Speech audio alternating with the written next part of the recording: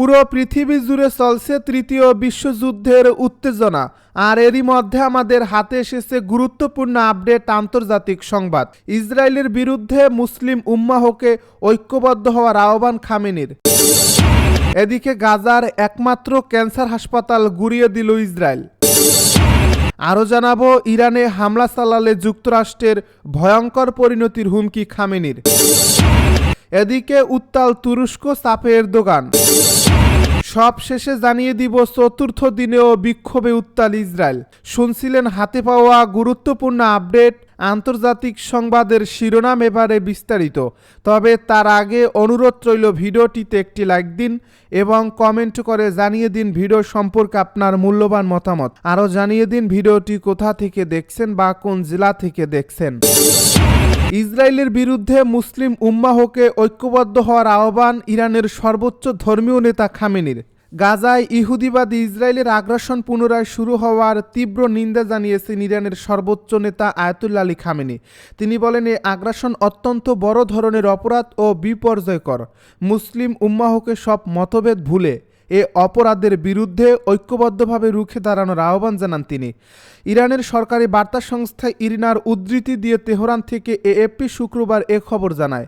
Ayatollah Ali Khamenei বলেছেন, এটি পুরো মুসলিম উম্মার সঙ্গে সম্পর্কিত বিষয়। ইউরোপ ও আমেরিকা সহ বিশ্বের সব অঞ্চলের মুক্তিকামী মানুষকে এ বিশ্বাসঘাতকতামূলক ও বিপর্যয়কর পদক্ষেপ মোকাবেলা করতে হবে, যাতে আবারও শিশু হত্যা, ঘরবাড়ি ধ্বংস ও ফিলিস্তিনি জনগণকে শরণার্থী হতে না হয়। তিনি আরও বলেন, মার্কিন সরকার এ বিপর্যয়ের দায়িত্বের শরিক। রাজনৈতিক বিশ্লেষকদের বিশ্লেষণ অনুযায়ী মার্কিন সরকারের ইশারায় অথবা তাদের সম্মতিতে এ অপরাধযজ্ঞ চালিয়েছে ইসরায়েল। তিনি আরও বলেন, ইয়েমেনের উপর ও দেশটির বেসামরিক জনগণের উপর হামলা আরও এক অপরাধযজ্ঞ, যা অবশ্য ঠেকাতে হবে। খামেনি বলেন, লেবানন ও ফিলিস্তিনি জাতির নানা সংকট মোকাবিলার ক্ষেত্রেও ইরানি জাতি উদার চিত্তে তাদের সাহায্য করেছে। লেবাননি ও ফিলিস্তিনি ভাই বোনদের সহায়তায় জোয়ারের মতো বিপুল পরিমাণ সাহায্য পৌঁছে দিয়েছে। এর মধ্য দিয়েও ইরানি জাতির উচ্চতর মনোবল ও আধ্যাত্মিক শক্তি ফুটে উঠেছে। এ প্রসঙ্গে খামেনি উল্লেখ করেন, প্রতিরোধ আন্দোলনের প্রতি ইরানি জনগণের বিস্ময়কর সহায়তা, বিশেষ করে ইরানি নারীদের স্বর্ণালঙ্কার উপহার দেওয়ার ঘটনা ইরানের ইতিহাসের অবিস্মরণীয় ঘটনা। গাজার একমাত্র ক্যান্সার হাসপাতাল গুঁড়িয়ে দিল ইসরায়েল। গাজার একমাত্র ক্যান্সার হাসপাতাল বিমান হামলায় গুঁড়িয়ে দিয়েছে ইসরায়েল। তুর্কির সহায়তায় নির্মিত এই হাসপাতালটি সেন্ট্রাল গাজায় অবস্থিত। খবর আল জাজিরার। এ ঘটনায় নিন্দা জানিয়েছে তুর্কি।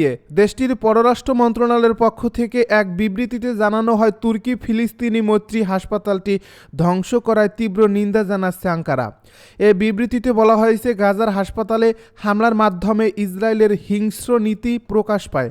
গাজাকে বসবাসের অনুপযোগী করতে এবং জোরপূর্বক এর বাসিন্দাদের সরিয়ে দেওয়ার জন্যই এমন হামলা চালানো হচ্ছে।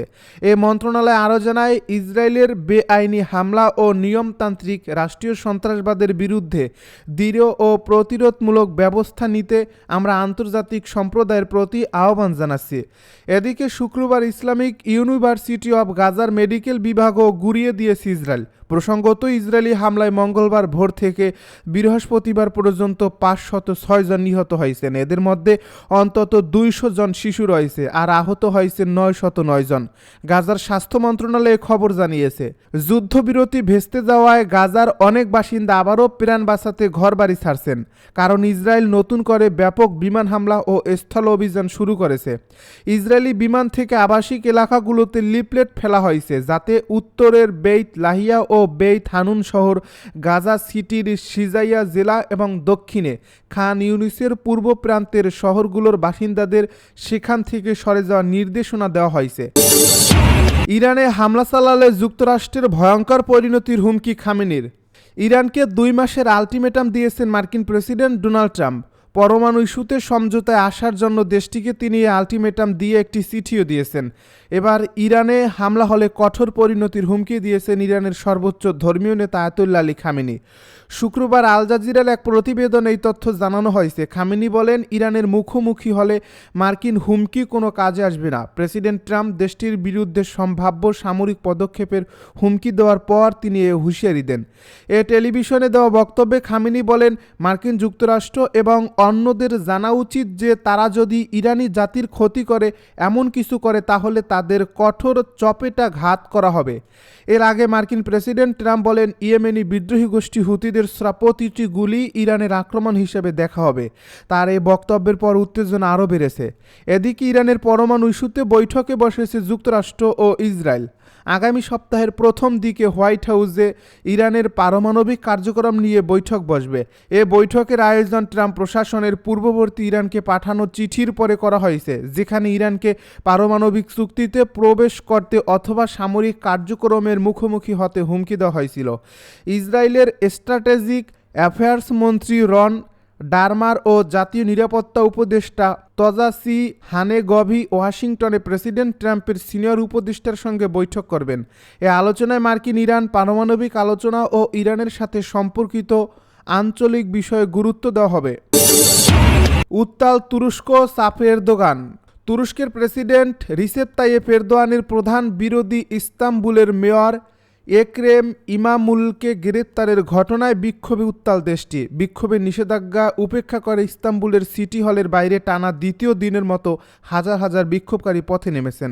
শুক্রবার বিবিসির এক প্রতিবেদনে বলা হয়েছে, বিক্ষোভকারীদের হঠাতে ইস্তাম্বুলের পুলিশ টিয়ার গ্যাস এবং রাবার বুলেট ছুড়েছে। বিবিসি বলছে, রিপাবলিকান পিপলস পার্টির সদস্য ইমামোগলু দেশটির আগামী প্রেসিডেন্ট নির্বাচনে এরদোগানের প্রধান প্রতিদ্বন্দ্বী। বিবিসি বলছে, রিপাবলিকান পিপলস পার্টির সদস্য ইমামোগলু দেশটির আগামী প্রেসিডেন্ট নির্বাচনে এরদোয়ানের প্রধান প্রতিদ্বন্দ্বী। গত বুধবার দুর্নীতি ও সন্ত্রাসী কার্যক্রমের সঙ্গে সংশ্লিষ্টতার অভিযোগের তদন্তের অংশ হিসাবে ইমামোগলু সহ 106 জনকে আটক করে দেশটির পুলিশ। এই ঘটনার পর দেশটির পুলিশ সামাজিক যোগাযোগ মাধ্যমে উস্কানিমূলক পোস্টের অভিযোগে আরও কয়েক ডজন লোককে গ্রেপ্তার করছে। টানা দ্বিতীয়বারের বিক্ষোভের প্রতিক্রিয়ায় এরদোয়ান অভিযোগ করেছেন যে বিক্ষোভকারীরা নাটক করছেন। তিনি আরও বলেছেন, বিক্ষোভকারীরা এতটাই ভারসাম্য হারিয়ে ফেলেছে যে তারা আমাদের পুলিশকে আক্রমণ করার, বিচারক প্রসিকিউটরদের হুমকি দেওয়ার মতো অবস্থায় রয়েছে। চতুর্থ দিনেও বিক্ষোভে উত্তাল ইসরায়েল। যুদ্ধবিরতি ভেঙে গাজায় হামলার প্রতিবাদে ক্ষোভে ফেঁসে উঠেছে ইসরায়েলের জনগণ। যুদ্ধবিরতি ও জিম্মি চুক্তির দাবি এবং অভ্যন্তরীণ গোয়েন্দা সংস্থা শিন বেতের প্রধান রোনেন বারকে বরখাস্তের প্রতিবাদে হাজার হাজার মানুষ রাস্তায় নেমে বিক্ষোভ করছে। নেতানিয়াহু বিরোধী স্লোগানে প্রকম্পিত হচ্ছে রাজপথ। টানা চতুর্থ দিনের মতো জেরুজালেমে প্রধানমন্ত্রী বেনিয়ামিন নেতানিয়াহুর বাসভবনের কাছে বিক্ষোভ হয়েছে। তেল আবিব সহ দেশটির বিভিন্ন স্থানে আন্দোলন ছড়িয়ে পড়েছে। নেতানিয়াহুর পতন না হওয়া পর্যন্ত তারা একত্রিত থেকে আন্দোলন চালিয়ে যাওয়ার ঘোষণা দিয়েছে। বিক্ষোভকারীদের অভিযোগ, ইসরায়েলের গণতান্ত্রিক ভিত্তিকে দুর্বল করেছে নেতানিয়াহু। খবর টাইমস অফ ইসরায়েল ও রয়টার্সের। যুদ্ধবিরতি ভেস্তে দিয়ে গাজায় গত মঙ্গলবার ফের হামলা শুরুর পর থেকেই নেতানিয়াহুর বিরুদ্ধে সাধারণ ইসরায়েলিদের মধ্যে ক্ষোভ বাড়ছিল। এতে অনিশ্চিত হয়ে পড়েছে গাজার বাকি 59 জন বন্দির ভাগ্য। এছাড়া বৃহস্পতিবার রোনেন বারকে বরখাস্ত ইস্যুতে ভোটাভুটির ঘোষণার পর রাত থেকেই দেশ জুড়ে বিভিন্ন স্থানে বিক্ষোভ করছিলেন ইসরায়েলিরা। বরখাস্তের আনুষ্ঠানিক ঘোষণা আসার পর শুক্রবার বিক্ষোভ সারা দেশে ছড়িয়ে পড়ে। এ বিক্ষোভে দেশটির গুরুত্বপূর্ণ সড়কগুলো বন্ধ হয়ে গিয়েছিল। আজ্জা স্ট্রিটের দিকে অগ্রসর হওয়া একদল বিক্ষোভকারীর ব্যানারে লেখা ছিল, ইতিহাস তৈরি করে জনগণ। দলটি বাম ডান সবাই একসঙ্গে যতক্ষণ না নেতানিয়াহুর পতন হয় ইত্যাদি স্লোগান দেয়। এর আগে বৃহস্পতিবার রাতেও তেল আবিব ও জেরুজালেমে নেতানিয়াহুর বিরুদ্ধে বড় ধরনের বিক্ষোভ হয়েছে। বিক্ষোভকারীরা নেতানিয়াহুর বাসভবনের সামনেও জড়ো হয়।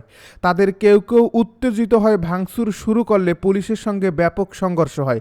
এক পর্যায়ে বিক্ষোভকারীদের ছত্রভঙ্গ করতে জলকামান ব্যবহার করে পুলিশ। এ সময় বেশ কয়েকজনকে আটক করা হয়। শিন বেতের প্রধান রোনেন বারকে বরখাস্ত করার বিরুদ্ধে হাইকোর্ট একটি অস্থায়ী নিষেধাজ্ঞা জারি করেছে। আদালত তার বরখাস্তের বিরুদ্ধে দাখিল করা আবেদনগুলোর শুনানি না করা পর্যন্ত এই আদেশ বহাল থাকবে। এতে বলা হয়েছে তারা 8 এপ্রিলের মধ্যে আবেদনগুলো শুনবে। এর আগে নেতানিয়াহু রোনেন বারকে বরখাস্ত করেন। বৃহস্পতিবার সন্ধ্যায় ইসরায়েলি মন্ত্রিসভা সর্বসম্মতিক্রমে বারকে বরখাস্তের পক্ষে মত দেয়। সিদ্ধান্ত অনুযায়ী বারের দায়িত্বের শেষ দিন হবে আগামী 10 এপ্রিল।